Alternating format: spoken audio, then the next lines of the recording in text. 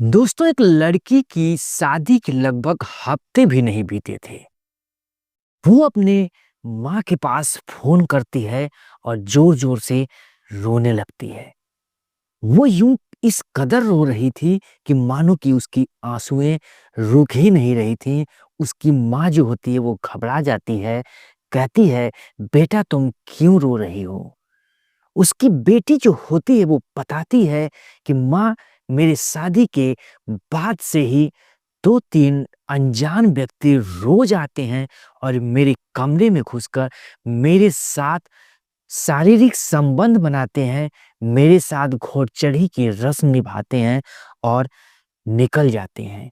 मेरा पति जो है वो कुछ नहीं करता है, बल्कि वही मेरे कमरे तक उन आदमियों को ले आता है।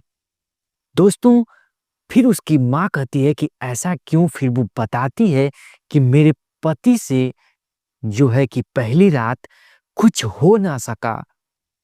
बहुत ही मशक्कत के बाद भी उसका जो था शरीर काम नहीं किया, तो वो रात भर जो था कि परेशान होता रहा, तो मैंने उसे नामर्द और भड़वा कह दिया, जिसका बदला लेने के लिए मेरे साथ ऐसा घिनौनी वारदात कर रहा है। माँ सुनती है उसके होश उड़ जाते हैं। लेकिन दोस्तों, उसके बाद जो हुआ आपके भी सुनकर हँसी आएगी और आनंद आएगा कि आखिर उस लड़की ने ऐसा क्या किया जिससे कि उसकी ज़िंदगी ही बदल गई। दोस्तों, वीडियो में हम पूरा ये कहानी को कवर करेंगे और समझेंगे। उससे पहले आपसे वही छोटी-सी उम्मीद, चैनल पर नए हैं तो चैनल को सब्सक्राइब कर लीजिएगा, वीडियो को लाइक कर लीजिएगा। चलिए वीडियो को करते हैं स्टार्ट और समझते हैं इस पूरी कहानी को। दोस्तों, ये कहानी है पाकिस्तान के इस्लामाबाद शहर की, जहाँ पर एक छोटे से गाँव में एक सलीमा नाम की एक लड़की रहती है। उसकी बहन एक जास्मीन होती है, जो कि शादी योग्य हो गई थी। उसके माता-पिता उसके साथ रहा करते थे। दोस्तों, जो जास्मीन थी, उसको एक लड़के से प्यार हो जाता है। जो लड़का होता है वो कुछ नहीं, बस यूं ही जो था कि फेरी का काम करता है, कपड़े वगैरह गांव में बेचता है और कुछ श्रृंगार के भी सामान बेचा करता था। दोस्तों, जास्मिन को उससे प्यार हो जाता है और ये घर में किसी को भी पता नहीं होता है। अब उसका पिता भी जो होता है वो बहुत ज्यादा तरुहा होता है और वो अपनी बेटी की शादी के लिए अपनी पत्नी से कहता है कि मेरी पत्नी जो है, जो से कि मेरी बेटी जो है जवान हो गई है, क्यों ना इसकी शादी कर दिया जाए। उसकी पत्नी भी कहती है कि हाँ, ये शादी योग्य हो गई है, इसकी शादी कर दिया जाए। फिर वो कहता है कि पास ही में एक फुरकान नाम का जो लड़का है, जो मुर्गे वगैरह काटता है, उसी से क्यों ना शादी कर दिया जाए। मैंने उससे बात कर रखी है, वो कुछ दहेज भी नहीं लेगा और सारा खर्चा वही सँभालेगा। हमारी उससे बात हो गई है। माँ जो होती है वो भड़क जाती है कि ऐसे लड़की से आप शादी करेंगे अपनी बेटी का, जिसका 2 बार पहले ही तलाक हो गया है, 2 बीवियाँ उसे छोड़कर भाग चुकी हैं। और आप अपनी जवान बेटी की विवाह उससे करेंगे जो कि इसके दोगुने उम्र की वो आदमी है। आखिर क्यों उसके साथ से 2-2 बीवियाँ छोड़कर भाग गईं? दोस्तों, वो जिद कर लेता है फुरकान की, नहीं, मैं शादी अपनी बेटी की करूँगा तो उसी से करूँगा, नहीं तो इसकी मेरे घर से लाश जाएगी, डोली नहीं। दोस्तों, वो जिद पे अड़ जाता है। इधर उसकी पत्नी कहती है कि मेरी बेटी एक सलीम नाम के लड़के से, जो फेरी वाला होता है, उससे ये प्यार करती, उससे शादी करना चाहती है, उससे ही क्यों ना कर दिया जाए, इसके योग्य भी है, इसकी उम्र का है।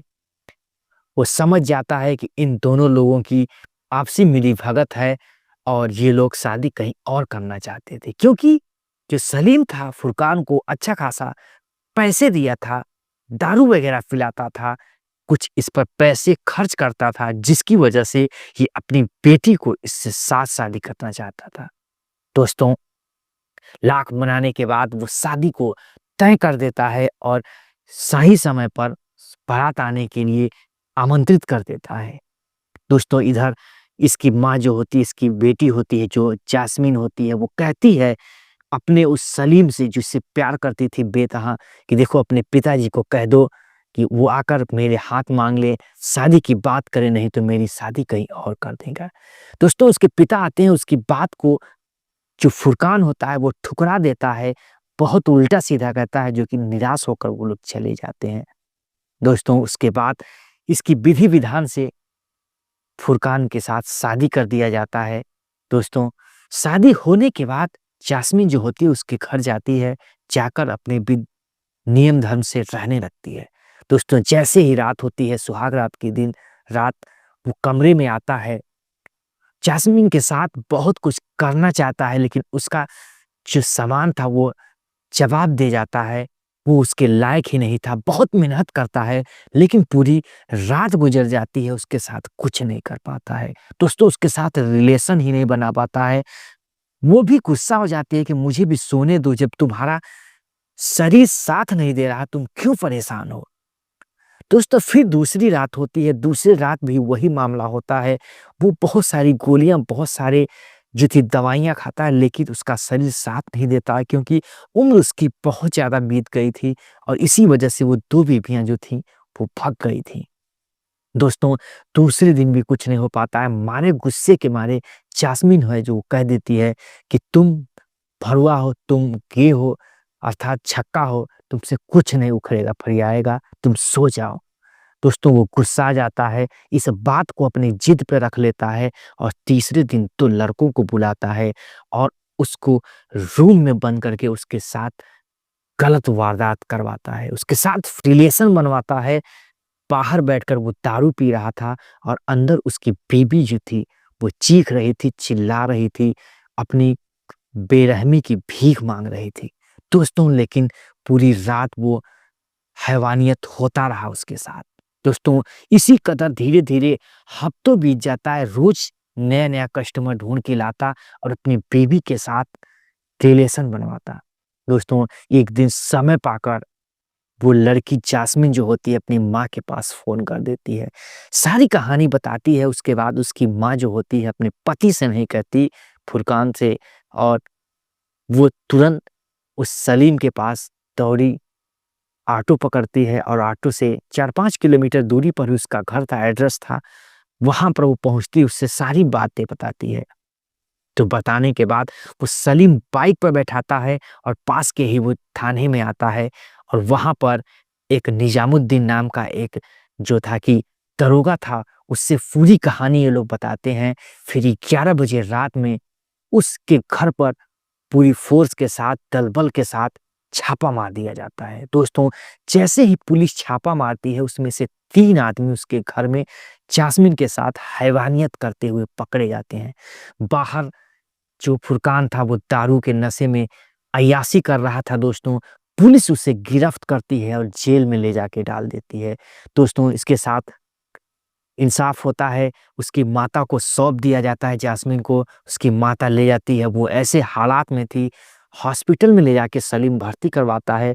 धीरे धीरे उसके हालात में सुधार आती है और उधर चारों लोगों पर जो था कि एक केस दायर होता है, मुकदमा चलने लगता है, वो लोग जेल में होते हैं। धीरे धीरे समय गुजरता है, 6 महीने बाद उन लोगों की मुकदमा चल ही रहा था। दोस्तों जेल में ही रहते हैं। इधर धीरे धीरे जास्मिन जो थी हॉस्पिटल से सही होके घर पर आ चुकी थी, लेकिन अपने उस बीते हुए दिन को वो भूल नहीं पा रही थी। दोस्तों कैसे कोई लड़की भूले, कैसे उस बात को भुला पाए। अब वो सोच रही थी कि मैं सलीम से कैसे नजर मिलाऊं, लेकिन धीरे धीरे समय गुजरता है, साल बीत जाता है। 12 दिसंबर सन 2023 की शाम को फिर सलीम उसके घर पहुंचता है और उसे अपनाने के लिए, शादी के लिए प्रस्ताव उसकी माँ से कहता है। दोस्तों घर में खुशहाली का माहौल उत्पन्न हो जाता है। कहता है जो हुआ उसे भूल जाओ, वो एक सदमा, एक जो था कि हादसा समझ के भूल जाओ, क्योंकि जिंदगी में अजीबोगरीब कहानियां होती रहती हैं, अजीबोगरीब मोड़ आते रहते हैं। हो सकता है तुम्हारे साथ ही ऐसा हुआ। फिर से हम जिंदगी का एक नया मोड़ लेके चलें, क्योंकि मैं तुमसे बेतहा मोहब्बत करता हूँ। तुम्हारे इस घिनौने वारदात और घिनौनी इस एक्सीडेंट की वजह से मैं तुम्हें भूल नहीं पाऊँगा। दोस्तों, दोनों परिवार राज़ी हो जाता है, फिर से दोनों का निकाह होता है, दोनों साथ जीने-मरने के लिए फिर से कसम खाते हैं और साथ रहने लगते हैं। उधर वो लोग जेल में ही बंद थे, उनका फैसला आने के बाद उन्हें सज़ा भी होगी, उन्हें जो है कि जुर्माना भी होगा। इधर ये लोग हँसी-खुशी से अपना जीवन जो था कि सलीम और जास्मिन अपना जी रहे थे। दोस्तों, कहानी सुनाने का उद्देश्य हमारा किसी के भावनाओं को ठेस पहुँचाना नहीं है। हमारा मकसद है कि आप जो है कि किसी भी ऐसी घिनौनी वारदात में ना फँसे। दोस्तों, ऐसी ही इंटरेस्टिंग और इमोशनल कहानी सुनने के लिए हमारे चैनल पेज को सब्सक्राइब कर लीजिए और वीडियो अच्छी लगे तो दोस्तों में शेयर कर दीजिए दोस्तों। फिर मिलेंगे ऐसी इंटरेस्टिंग कहानी लेकर। जय हिंद, जय भारत, वंदे मातरम।